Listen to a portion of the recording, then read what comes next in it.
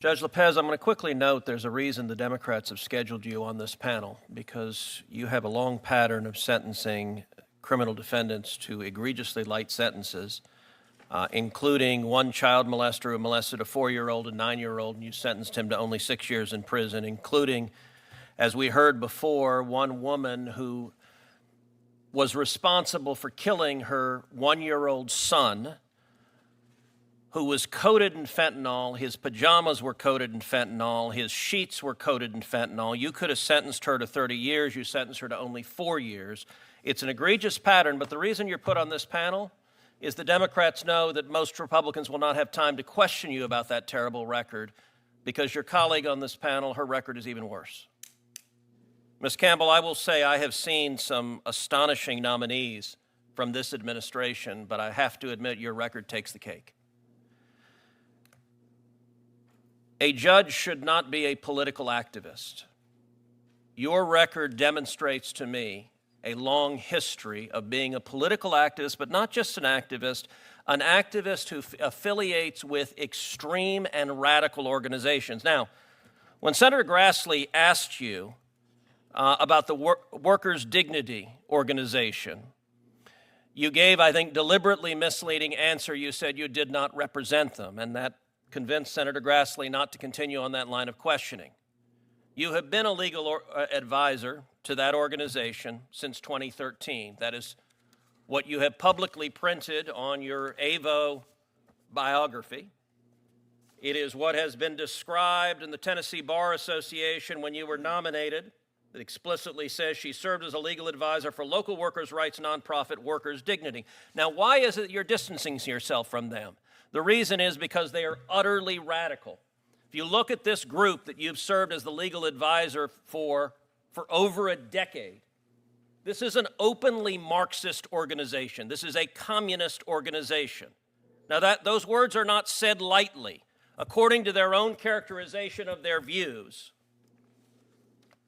this group says there's no election outcome that improves conditions for workers. The laws of this country have never worked for our people, and now that the system is crumbling, we will continue to stand in community and solidarity with each other. The only way we win in a world we deserve is by building a multiracial working class revolution that can push out white nationalism, violent state racism, and the capitalist class that is desperately clutching to hold control and profits as the people rise up. Why have you spent a decade as a legal advisor to an openly communist and Marxist organization?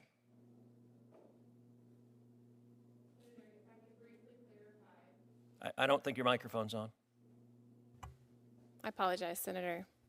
If I could briefly clarify, more than a decade ago, probably for the course of 2 or 3 years, I served on an advisory board that helped this, at the time, was supposed to be a nonprofit workers' rights organization get set up and get started. Did you know they were a communist organization? Senator, at that time, they did not express these kinds of views. It was an organization. So this is new. This wasn't the case then? Yes, and I have not been affiliated with them in more than a decade. You're aware that your current profile that you have up, your legal bio, says you are right now an advisor to them? I apologize for any confusion about that. So your testimony under oath, and that's all right, the facts will come out, but your testimony, I want to make it explicit. Your testimony under oath is that you have done absolutely nothing and had zero contact with them for how long? I have not served on their advisory board for... You've done absolutely nothing and had zero contact with them for how long? Please answer the question. Many, many years. Senator. How many? I don't know, sitting here today. It's been many years. If you look at other statements from this organization, because they are radicals.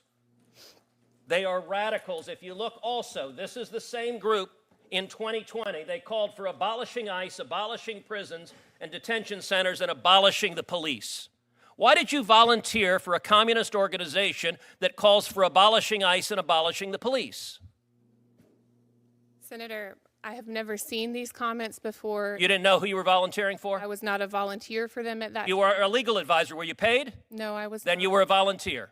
If you volunteered to be a legal advisor, you were a volunteer. Why did you volunteer? Do you support abolishing ICE? Senator, at this time, I had... Do you support abolishing ICE? I do not, Senator. Well, it's amazing because a minute ago you also told Senator Graham that the Tennessee Immigrant and Refugee Rights Coalition, that has a manifesto calling for abolishing ICE, you said you had nothing to do with it, which is fairly astonishing because on page 3 of their manifesto, they thank you by name for what they say.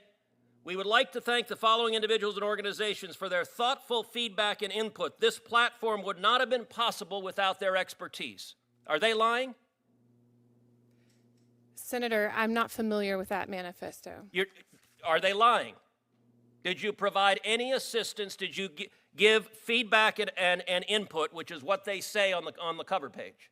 Senator, I didn't even know that existed, and so no, I did not provide input on it. And why, when Senator Graham asked why you gave money to this radical candidate who has said 52 senators are Jim Crow senators and said multiple of us are siding with the devil, you laughed and thought that was funny. But Senator Graham asked you a question. Look, that candidate was as radical as I've ever seen.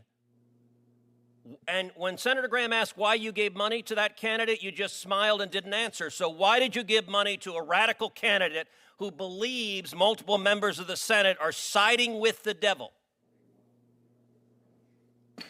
Senator, Actually, Senator Whitehouse, you weren't here before, but there was an exchange with the chairman where Senator Kennedy asked for longer periods because you have 2 circuit justices, and the chairman said he was going to give additional time. So the comment, they want to be gavelled as part of the show, is not accurate, and Senator Welch said he was going to give additional time. In fact, he said at the beginning he was going to give 6 minutes. So my question, you did not answer Senator Graham. Mr. Chairman, how much time has expired? How much time has expired? I just want to clarify. I just walked in. Why did you give money? 6 minutes? Because it seems like more than 6 has passed.